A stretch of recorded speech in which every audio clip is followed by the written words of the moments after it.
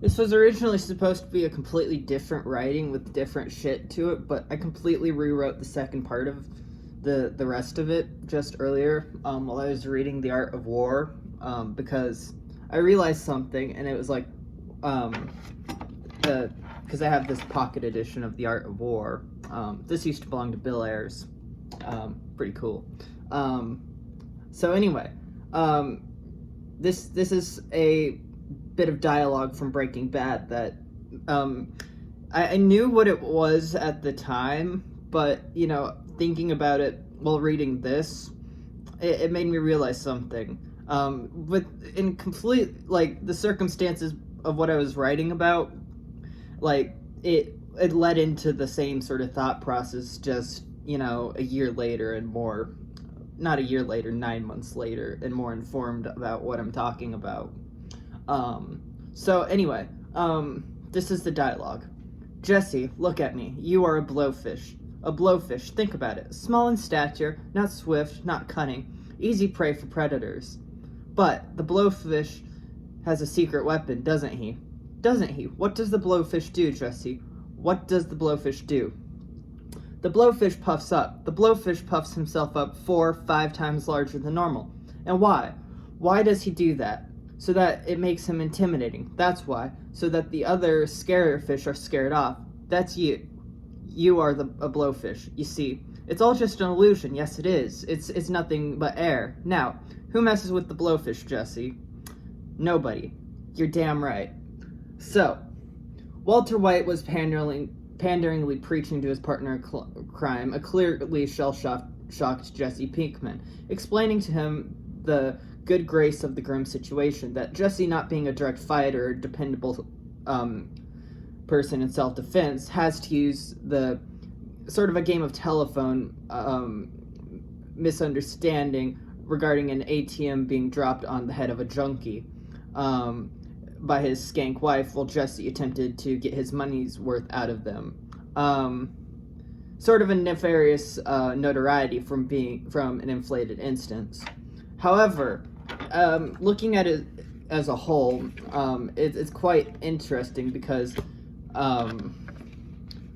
so what that is, what a blowfish is doing, is a display of might to scare off anything else. Like a blowfish puffing up is just it's sort of a posture, but at the same time it's not, because if you puncture it, it's toxic. Like the blowfish has many defense mechanisms. It's quite fascinating how mighty a blowfish actually is. However, that metaphor relating to might then makes me think of my many conversations about the topic with Shane Bugbee, who brought the idea of might is right essentially back to life by republishing the book in the 2000s and 1990s with a foreword by Anton LaVey. Where this comes to mind is that the ultimate end of strictly living off this dictum of might is right, while it's not an incorrect posit, the ending of it is death or despair. Walter White dies by his own hand, a gun he set up, which is why, beside dramatic effect, Vince Gilligan focused a shot on his bloody hand staining a reflective piece of metal, as the former high school chemistry teacher then collapsed with what can only really be described as a look of relief, as he finally died in this last perpetuation of his mind's might. With that, the cancer was never more, it was definitely a reality for the character, but at the same time, it was also a metaphor for, as Mike Ehrmantraut pointed out before Walter killed him, that, it was his own counterproductive and overblown pride and ego. And the chemist had turned into the empire business, and ultimately ruined his own life and those whom he had proclaimed for so long he was doing it all for. Though, in the end, he does admit, he was doing it for himself. The concluding story of Jesse Pinkman is that of a disparaging escape to Alaska in the El Camino movie. The blowfish, who had been in the game before his former teacher turned tumultuous source of torment, even was fleeing the scene of his former captors as well as friends and family, the latter of whom raised him to search for this approval while Walter groomed and took advantage of it.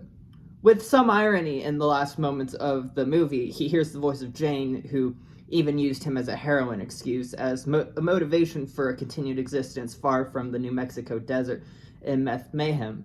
The blowfish's might, for all it's worth, is still superseded by that of a dolphin. There's always a bigger fish.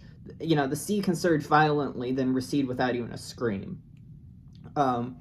Which then brings me to the subject of James Morgan McGill, ever slippin' Jimmy, seemingly ending behind the bars of jail for the rest of his life after hiding out for years as Gene Takovich in Nebraska, until finally he couldn't help himself after meeting a cab driver from Albuquerque who recognized him and wanting in the so the cab driver wants in the game, as it's called. And so, Jimmy, being Jimmy, can't help himself. Chuck was right the entire time. That's part of the whole irony of the series, is that Jimmy can't help himself, and it's shown time and time again. And so with that,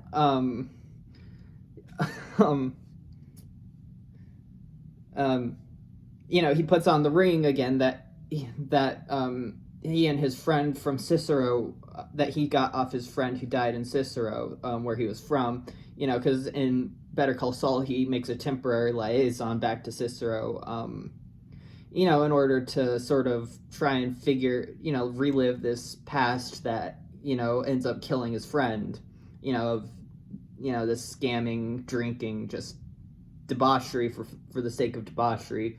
His friend burns himself out.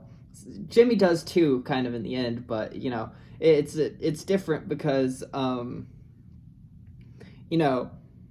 he gets recognized by this cab driver in the mall, and so eventually he meets the cab driver's mother, who he then tricks into believing like he's this great guy, but and eventually she realizes who he is after her son gets arrested for a crime they were committing. Though it's funny because the guy wasn't gonna get arrested. The police weren't even suspicious. They just pulled up behind him and were eating tacos and discussing the contents of the taco. And he doesn't know this. He thinks, oh shit, someone's here to get us. While Jimmy's inside of the it was the cancer patient's house, robbing it. And so he drives real quickly away, or attempts to, which I don't think the cops would have thought anything of. They'd just assume, oh, this cab driver just got a call, so he's trying to make it there quickly. It's middle of the night, so better tip you would expect. But he crashes into a car and gets out, and he's like, ah, fuck. And so because the guy was robbed, they assume he did it, which he did. He was colluding with Jimmy. And so Jimmy was talking to his mother, trying to be like, hey, it's all right. He got into some trouble. He called me. But, his mother doesn't really buy it. So she searches up Albuquerque fraud, and who pops up? Saul Goodman. And who's Saul Goodman? Is Slippin' Jimmy. Who's Slippin' Jimmy? It's Gene Takovich. So, anyway, Saul Goodman gets extradited back to Albuquerque, where he does actually talk his sentence down from 80 years to 7 years with ice cream even, Like, he gets the fucking option to have ice cream in prison, which is hilarious, actually. But, for one reason or another, I think mainly for Kim's approval, his former wife at that time, he ended up in prison, but relatively alright in spite of it. So, with Walter White in the ground, Jesse Pinkman long gone and never to be found, and Saul Goodman, where he would have been anyway, had Chuck not actually bailed him out in Cicero for taking what's called a Chicago sunroof in the series, which I looked it up, and I asked Shane, who's from Chicago, if that's an actual thing. It's technically not the term for it, from what I understand, though it's not something that hasn't happened before. But anyway, of them, Jesse Pinkman winds up traumatized, Walter White ends up dead, and Saul Goodman reverts to Jimmy McGill. And, because, in the final episode, he's like, my name's McGill. He's like, I'm not Goodman.